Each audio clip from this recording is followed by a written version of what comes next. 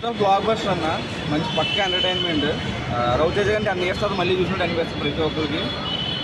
హరీష్ శంకర్ గారిని కొత్తగా చూసినట్టు అనిపించింది. డైరెక్షన్ ఆయన చెప్పిన మాటలు ఫస్ట్ హాఫ్లో కనిపించింది, బట్ సెకండ్ హాఫ్లో అయితే ఎక్స్పీరియన్స్ చాలా గట్టిగా ఉంది ఫ్యాన్స్కి, ఆడియన్స్. సెకండ్ హాఫ్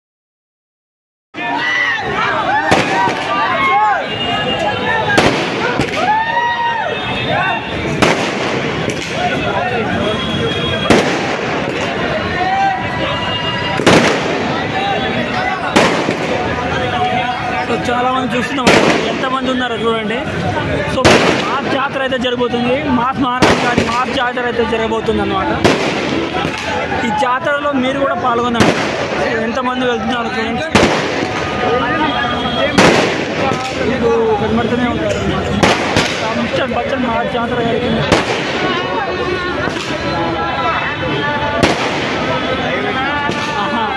ఇలాంటి జాతర మరి రాలేదు.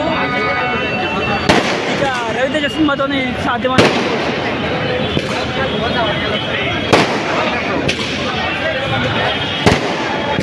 మాట్లాడు ఏదో ఒకటి మాట్లాడు.